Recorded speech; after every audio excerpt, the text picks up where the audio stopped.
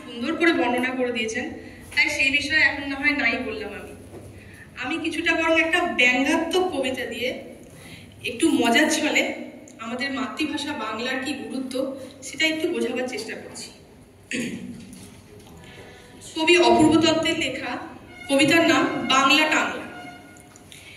অ্যানুয়ালের result হাতে বাড়ি ফিরল ছেলে, মা বলল কোন পেপারে কত নম্বর পেলে? হিস্ট্রিতে মম 84, ম্যাথসে 90, মা বলল fantastic, just like a hero. সায়েন্সে dad not so fair, only 69, ইংরাজিতে 92, অল টুগেদার ফাইন।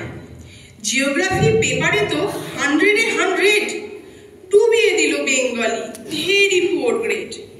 ছেলের মাথায় হাত রেখে মা ঠোঁট বেঁকিয়ে বলে নেভার মাইন্ড, বেঙ্গলিটা না পড়লেও চলে। বাবা বলল বেশ বলেছ বঙ্গমাতার কন্যে, বাংলা টাংলা আমার মতো অশিক্ষিতের জন্যে। বিদ্যাসাগর রবীন্দ্রনাথ নেহাত ছিলেন বোকা, না হলো কেউ শখ করে হয় বাংলা বইয়ের পোকা। মা বলল চুপ করো তো, ওর ফলটা কিসে? স্কুলে কেন বেঙ্গলিটা শেখায় না ইংলিশে?